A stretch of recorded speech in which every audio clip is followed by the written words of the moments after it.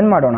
ಇವರಲ್ಲಾಗಿ batting ಯಾವ್ದು ಚೆನ್ನಾಗಿದೆ, bowling ಯಾವ್ದು ಚೆನ್ನಾಗಿದೆ ಅಂತ ಹೇಳಿದ್ರೆ ಟಾಪ್ ಆರ್ಡರ್ ಬಂದ್ಬಿಟ್ಟು ಆರ್ ಸಿ ಬಿದು ಸಾಲಿಡ್ ಆಗಿದೆ. ಬಟ್ ಟಾಪ್ ಆರ್ಡರಲ್ಲಿ ಟಾಪ್ 3ಲಿ ನನಗನ್ಸಿದ ಮಟ್ಟಿಗೆ ಆರ್ ಸಿ ಬಿಗಿನ್ನ ಇದು SRH ಏನಿದೆಯಲ್ಲ ಟಾಪ್ 3 ಅದು ನನಗೆ ಸ್ವಲ್ಪ ಜಾಸ್ತಿ ಸ್ಟ್ರಾಂಗ್ ಆಗಿದೆ. ಮತ್ತು ಮಿಡಲ್ ಆರ್ಡರಲ್ಲಿ ಆರ್ ಸಿ ಬಿನ ಬೀಟ್ ಮಾಡೋರು ಯಾವುದೇ ಇಲ್ಲ. ಇಡೀ ಟೀಮ್ ಮುಂಬೈ ಇಂಡಿಯನ್ಸ್ ತಗೋರಿ ಯಾವುದೇ ತೆಗೆದು ಈ ಒಂದು ಸೀಸನಲ್ಲಿ ಲಾಸ್ಟ್ ಇಯರಿಂದ ನಾವು ನೋಡ್ಕೊಂಡು ಬರ್ತಾ ಇದ್ದೀವಿ.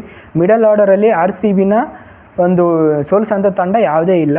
ಇನ್ನು ಸ್ಪಿನ್ ಅಟ್ಯಾಕಲ್ಲಿ ನೋಡಿದರೆ ಸ್ಪಿನ್ನರಲ್ಲಿ ಎರಡೂ ಟೀಮ್ದು ಅಂಥ ಸ್ಟ್ರಾಂಗ್ ಅಂತ ಸ್ಪಿನ್ನರ್ ಏನಿಲ್ಲ. ಬಟ್ ಇರೋದರಲ್ಲಿ ನಮ್ಮ ಒಂದು ಆರ್ ಸಿ ಬಿ ತಂಡದ ಇಬ್ಬರು ಸ್ಪಿನ್ನರ್ ಆಗಿರ್ತಕ್ಕಂಥ ಇವರು ಕೃಣಾಲ್ ಪಾಂಡ್ಯ ಮತ್ತು ಶ್ರೇಯಸ್ ಶರ್ಮಾ ಅವರು ಈ ಎರಡು ಕಡೆ ಇದ್ದರೆ, ಈ ಕಡೆ ಲಿವಿಂಗ್ಸ್ಟನ್ ಮತ್ತು ಹರ್ಷ್ ದುಬೆ ಇದ್ದಾರೆ.